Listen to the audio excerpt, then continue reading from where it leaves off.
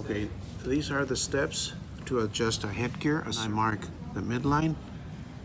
But first I expand. I want about one width, buccal lingual width of a molar. So we put the inner bow on the patient, on the headgear tubes, leaving some space in front of the bracket so they won't touch them.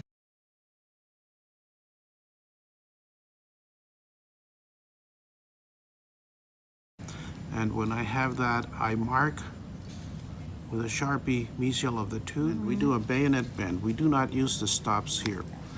So we get distal of the bend of the mark. We do the outside bend, and then we grab the plier on the other direction and we do inside bend.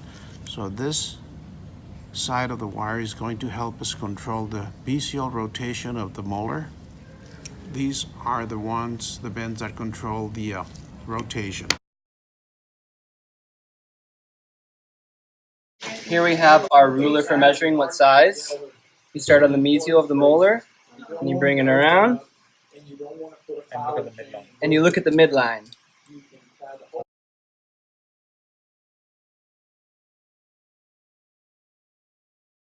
And when it's inserted, what you want to do is make sure that this is flush with the mesial aspect of the molar tube. You got about 1 millimeter or 2 sticking out distal to the tube. You got about 8 to 10 millimeters away from the outer bow to the incisal edge of the teeth. That's a little too far. So the way we do that is we compress this area.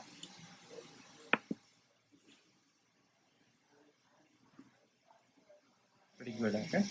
Much closer there. As you can see, we still need to adjust it a little bit because it's bent. You can occlusally a little.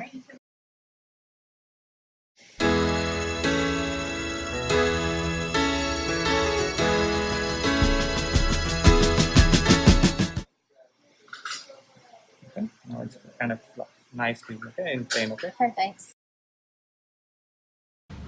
Next thing we do, we expand the outer bow right at the corner of the outer bow. We expand it. That helps us also to give expansion to the upper arch. Then we grab it here and we bend it upwards, the outer bow, about 20 to 25 degrees upwards on both sides. Okay, now we engage the straps. There's several styles. This one's, we disengage it, we put it in the pad, and we usually start, depending on the size of the kid and the neck, I usually start, this is 12 holes here, I usually start in the 6th one in the middle. What I do is I crimp this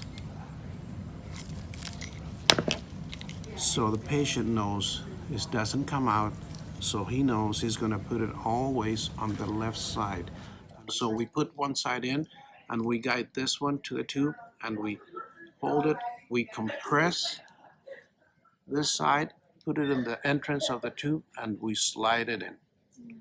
To take it out, we ask the patient to take one side out first in the opposite direction. This side comes out in this direction, this side goes in the opposite direction to make it easy. Don't ever jiggle it up and down because it'll loosen the bands easily. If you want to derotate the molar a little more, you just increase this bend depending what you want. If you do it to exaggerate, this will not go in, so you're going to have to diminish the bend because this is very rigid wire. This is 045. You should have an 045 tube, headgear tube on the molar band for the 045 diameter of the inner bow. And this is how the headgear is adapted. How to engage it in like that? Because the reason why we do 20 degrees is because this one force will pull it to the occlusal plane so that it's parallel to the occlusal plane. So that's the reason we do 20-degree bend. Okay.